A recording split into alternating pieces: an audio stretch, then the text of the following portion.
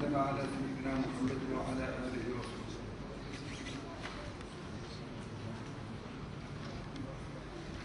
جناب المندوب الثاني لأعضاء المقاومة وجيش التحرير، السادة الحضور والسيدات على مختلف حيثياتكم، من أصحاب الرتب الإسلامية وعلماء وغير ذلك على مختلف تلك الرتب، سيدات الحاضرات، أيها الحضور الكريم، السلام عليكم ورحمة الله تعالى وبركاته. وبعد، فإنه من المعلوم بالضرورة أن مآل الحياة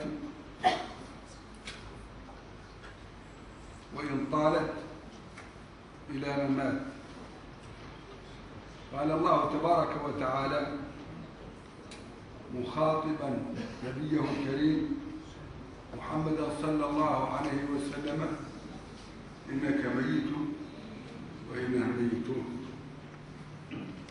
وقال تعالى: كل من عليها فان ويبقى وجه ربك ذو الجلال والإكرام. صدق الله العظيم.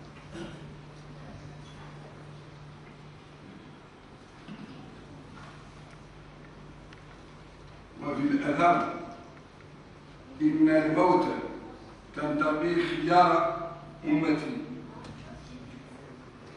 وممن اختاره الله برحمته الواسعة ومغفرته الشاملة لعبيده الذين ما لهم إلا عفو الله، المقاوم الكبير والمجاهد الشهير، التقي الفاضل والحي الواصل، الشيخ محمد ماء العنين ابن الشيخ محمد غابر ابن شيخنا الشيخ محمد بوير ابن شيخنا الشيخ ماء العنين، الذي شغل وقته فيما يرضي ربه وينفع عبيده، وتطبيقا لما هو مطلوب منا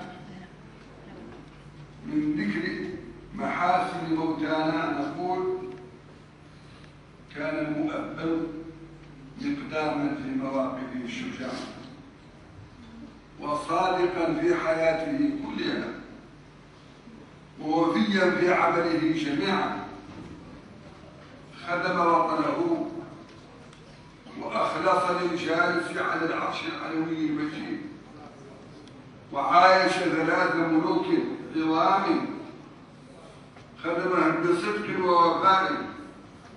الأكبر والمقاوم الأول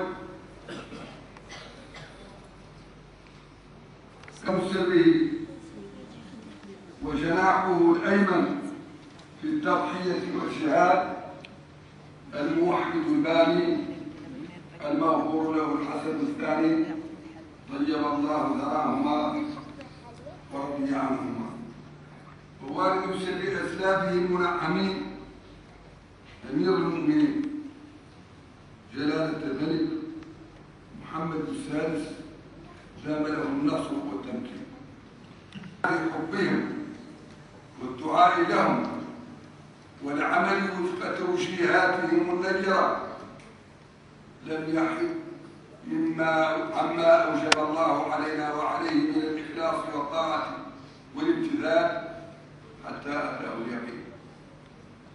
وهو من المتفانين في الإخلاص لمن ولاه الله شؤون هذه الأمة، الذي نعتز كلنا ببيعتنا له، ألا وهو أمير المؤمنين وحامي حمى الوطن والدين، جلالة الملك محمد السادس، الذي نفخر بقيادته الرشيدة وابتكاراته الخلاقة الموجدة وعنايته بأمته المتجددة والواعدة بمصالحها والواعدة بتقدمها، دام له النصر والتمكين. فالشيخ محمد مال علي لم تلمه لومة لائم في قيامه بالواجب حول ملوكنا ووطننا والدفاع عن مقدساتنا رضي الله عنه وجعل الجنة مثواه.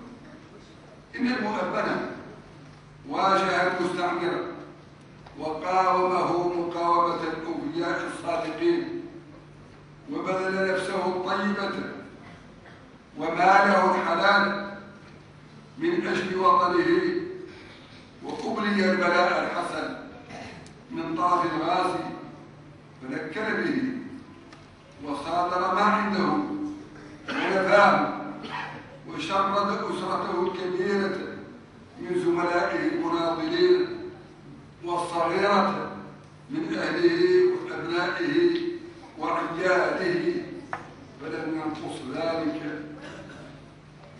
من عزمه ولم يفت من عضده، بل كلما زاد المستعمر في التضييق عليه إلا وازداد هو في صلابة موقفه المثالي